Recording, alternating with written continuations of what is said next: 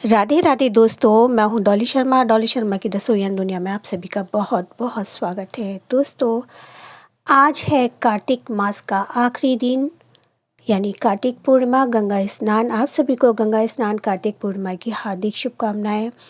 आज आखिरी दिन 35वां अध्याय मैं आपको सुनाने जा रही हूँ। प्रकाश दिवस की हार्दिक शुभकामनाएं। सुबह सुबह आज के दिन तुलसी जी की फेरी लगाते हैं। मैंने भी तुलसी माँ की फेरी लगाई सुबह सुबह। और आज आखिरी अध्याय मैं आपको सुनाने जा रही हूँ, जिसे सुनने से पूरे कार्तिक माह के अध्याय का फल प्राप्त होता है। बोलिए विष्णु भगवान, माँ तुलसी की जय, शालिग्राम भगवान की जय। सौनक ऋषि पूछने लगे कि हे सूर्य, दूसरे का दिया हुआ पुण्य भी लगता है या बिना दिया हुआ ही पुण्य मिलता है? तब सूर्य कहने लगे कि बिना दिए हुए भी पाप पुण्य दोनों मिलते हैं। सतयुग में एक के पाप और पुण्य के कर्म सारे देश को पाप और पुण्य मिलता था। त्रेता में ग्राम को तथा द्वापर में कुल को मिलता था, परंतु कलयुग में केवल करने वाले को ही पाप और पुण्य मिलता है। एक पात्र में भोजन करने वाले को पाप व पुण्य का आधा भाग मिलता है। दूसरे का निंदा करने वाले, सुनने वाले तथा चिंतन करने वाले को भी पाप पुण्य मिलता है। दूसरे के द्रव्य को चुरा कर दान देने वाले का पाप मिलता है।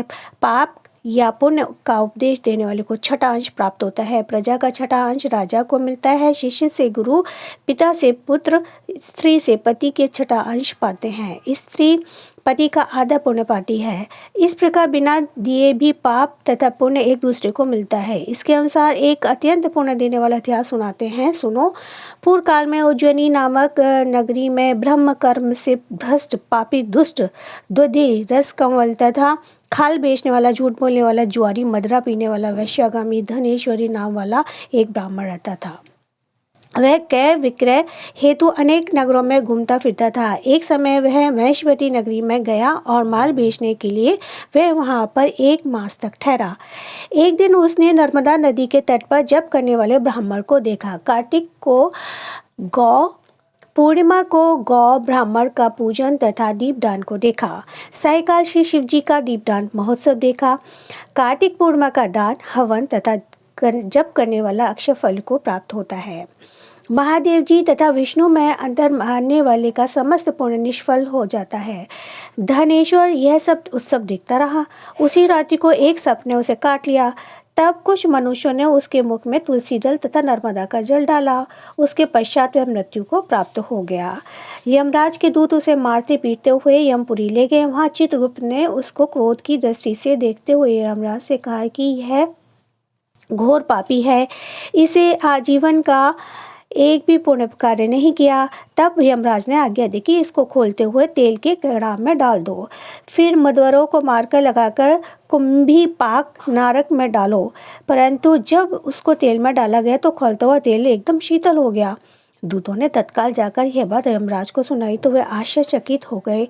ठीक उसी समय नारद जी यमराज की सभा में आ पहुंचे और यमराज से पूजित होने के बाद कहने लगे कि हे यम, ये धनेश्वर महापापी होते भी कार्तिक मास का व्रत करने वालों की सत्संग के प्रभाव से पुण्यात्मा को प्राप्त हो गया है।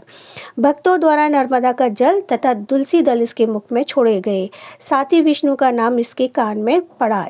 इन सब के कारण इसके पाप नष्ट हो गए। और इतना कहकर नारद जी ब्रह्मलोक को चले गए। उधर धनेश्वर कुबेर का अनुगामी धन यज्ञ हुआ, जिसके नाम से अयोध्या में भगवान गदाधर नाम का तीर्थ विख्यात है। कामना युक्त पाप गीला तथा कामना रहित पाप सूखा कहा जाता है। कार्तिक मास के व्रत प्रभाव से मनुष्य द्वारा किए गए सूखे तथा गीले दोनों प्रकार के पाप नष्ट हो जाते हैं।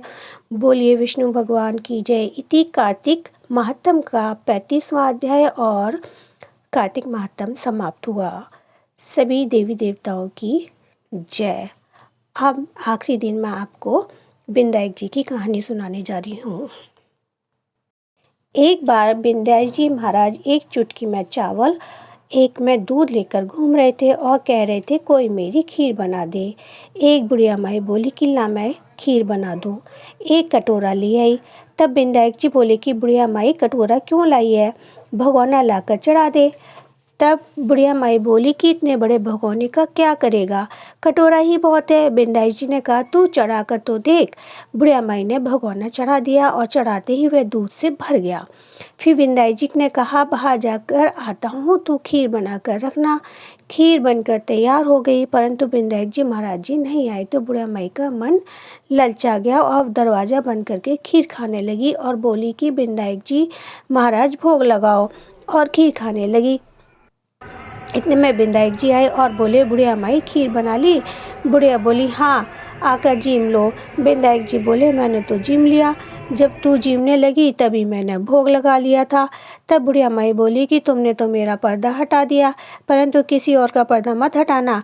तब बिंदाई जी महाराज जी ने खूब धन दौलत भर दिया। बिंदाई जी महाराज जैसा बुढ़िया माई को दिया वैसा सबको देना, कहते सुनते सबके परिवार का भला करना, सभी को अन्न धन पुत्र धन देना, 100 करोड़ की माया निरोगी काया देना। बोलिए बिंदाई जी महाराज की जय। तुलसा महारानी नमो नमो, हर की पटरानी नमो नमो। कौन महीने में बीज बोया, कौन महीने हुई हरियाली नमो नमो। सावन में 13 बीज बोया, भादो मास हुई हरियाली नमो नमो। तुलसी महारानी नमो नमो। ओजस कार्तिक में हुई तेरी पूजा, तो मार्ग सही हुई पटरानी नमो नमो। तुलसी महारानी नमो नमो। के जब तक किया तुलसा बाई, सालीग्राम हुई पटरानी नमो नमो। 12 बरस चीज कार्तिक नाही, सालीग्राम हुई पटरानी नमो नमो। तुलसी महारानी नमो नमो। 56 भोग धरे हरिया गई, तो बिन तुलसा एक न मानी नमो नमो। तुलसी महारानी नमो नमो। सावरी सखी मैया तेरो जस गावे, वेद पुराण निगम बखानी नमो नमो। तुलसी महारानी नमो नमो। हर की पटरानी नमो नमो। काय को दिवलो काय की बाती, तो काय को घी जले दिन राती। माटी को दिवला निर्मल सी बाती, सुरहल को घी जले दिन राती नमो नमो। तुलसी महारानी नमो नमो। हर की पटरानी नमो नमो। जो कोई तुलसा जी को हरि जस गावे, बस बैकुंठ परम पद पावे। तुलसी महारानी नमो नमो। हर की पटरानी नमो नमो। जय मेरे सालीग्राम तुलसी मैया की जय। सालीग्राम सुनो मेरी बनती है, वरदान दया कर पाऊँ। उठ रे सवेरे मैं तो मंजन करती, प्रेम सहित प्रभु तुमको नहलाऊँ। आप राजो प्रभु रतन सिंहासन, घंटा शंख मृदंग बजाती। धूप दीप नवेद आरती, वरण वरण के पुष्प चढ़ाती।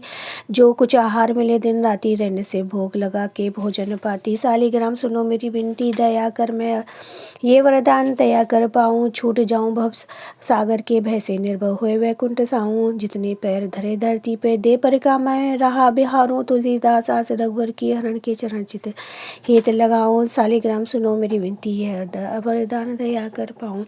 5 नाव 5 भी कम नाव, तो मैं नहाती 30 दिन घाट छोड़ मैं पड़ी धरती। माता तेरी शरण गऊ, माता तेरी शरण तुलसा, माता तेरी शरण। बोलिए शिव शंकर भगवान की जय, विष्णु भगवान की जय। इति